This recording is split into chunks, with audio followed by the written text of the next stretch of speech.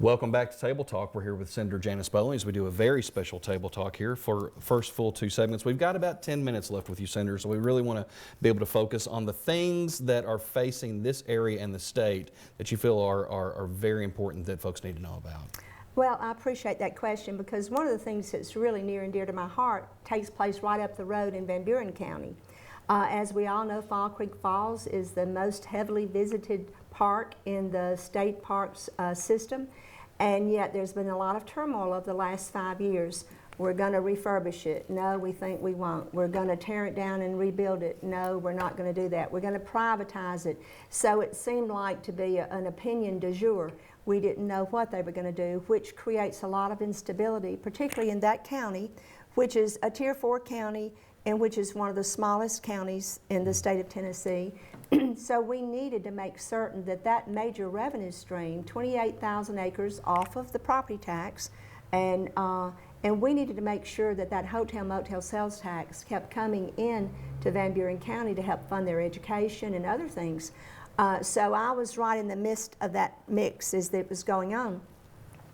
And as it turned out, we did in September get it delayed. The state, TDEC, was asking to cancel the contract that had been opened for 5 years to go in and refurbish it for about $12 million. And instead replace that with a tear down reconstruct to the tune of about, they said 28 million, but probably closer to 34 million.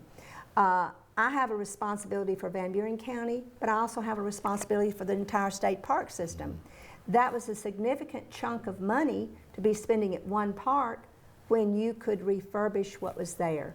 But 2 weeks ago, I was asked to attend a meeting with the Deputy Governor and the Commissioner of Finance Administration, and they told me, the Commissioner of Finance Administration, that they had determined because the costs were so close together, for refurbish versus tear down, that they had opted to tear it down and rebuild it. And I said, what numbers are you using? Because the numbers that I had researched were not so close together.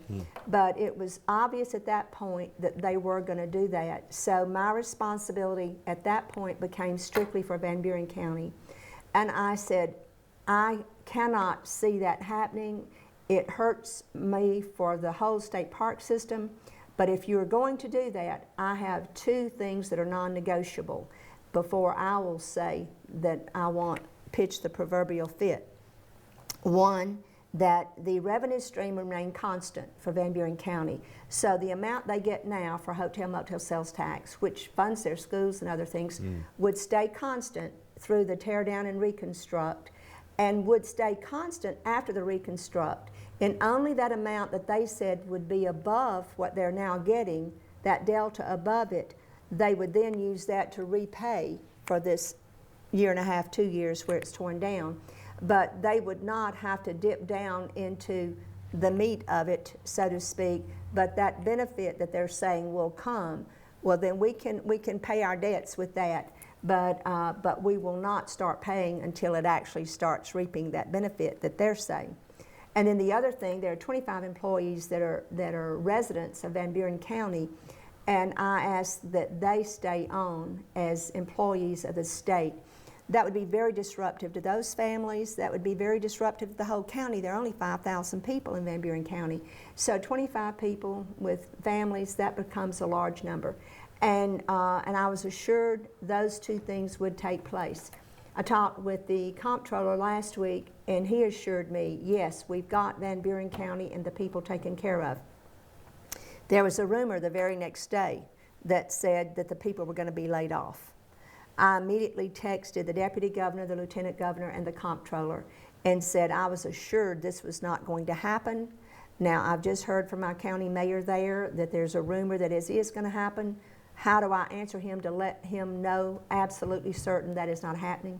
And I got the call back later that day from the Deputy Governor, and he told me also to give his number to the county mayor so that if there was ever any rumor, he would immediately call the Deputy Governor and they would squelch anything that was untoward. And this rumor was untrue, obviously. We don't know, but once the Deputy Governor found out about it, it was not true. There you go. So that's the important thing. Yes. and we were assured that it would not happen. So that's the good news. Now I'm trying to make lemonade out of lemons. They're going to tear it down. Van Buren County will be held harmless. The people will be held harmless. I'm hoping and praying, I told the comptroller, that they expedite it. I want them to get in there and get it done. And I said, and I don't want to see a commercial hotel, motel that looks like everyone on every interchange. It needs to be stones and stones and timber and glass to complement God's beauty there, because that is a beautiful location, and we need to look forward to something that will enhance, not compete with, and it needs to be unique to that area. So I'm just trusting that that's going to happen. And I went to one of your town halls, I think about a month ago, and I think you mentioned this for folks that don't know. Either it is one of the most visited state park in the state, or one of the top. It is the state. Okay, the top. So the top in the state, and they have refurbished a lot of the cabins, and so I think there's like a 3-year waiting list for the cabins. So the scary part to me is they have determined in their wisdom and that they're tearing down 144 rooms, replacing it with 75. That doesn't seem to make sense. We will see. That's one of the things that I have fought it for 2 years. And it wasn't just me. There were many other people with me fighting that. The Tennessee State Employees Association helped to fight that. Of course, the officials in Van Buren County were helping me to fight that. And there were some other state senators who have parks in their areas that were also against the privatization, and they were against teardowns and reconstructs if you had a sound building. And Fall Creek Falls Inn, the old inn, is built like a tank. Yeah. I mean, there are things that need to be done, certainly, to refurbish it. That's why the contract was let 5 years ago. But that's water under the bridge. We can't do anything about it, so now I'm just hoping that we can go with it. I know we've got a couple of minutes here left with you. You serve on several committees here, and with a couple minutes left, Senate Judiciary, also the Senate Government Operations, Senate Transportation Safety Committee, Joint Government Operations Judiciary, and Government Subcommittee, but you chair the Joint Government Operations Education, Health, General Welfare Subcommittee. Talk about what can we expect, I guess, from you chairing to being vice chair and members of these committees? If we've got a couple of minutes here, what can we expect maybe coming out of some of those committees to keep a watch on? In transportation, I'm not sure what we'll do. Of course, the Improve Act last year sucked all the oxygen out of the room with regard to transportation. So I'm hoping that we do see some advancement in all of the things that are supposed to take place now, that the coffers are full with regard to transportation. Judiciary, there's been a move to try to decriminalize people up to the age of 25, to say that their judgment is not sound, the brain is not fully developed. You know, it used to be 18, and young men and women can put on the uniform at 18. So that's kind of a hard sell to say that their judgment's not good. Sometimes your judgment gets better when you've run straight into the consequences of your actions. And I think the more you eliminate the consequences of your actions, the longer it's going to take for someone's judgment to get good. So which comes first, the chicken or the egg there? That will be a debate in judiciary as some are coming forward with that. In health and welfare, I know there's going to be a big push toward legalizing marijuana.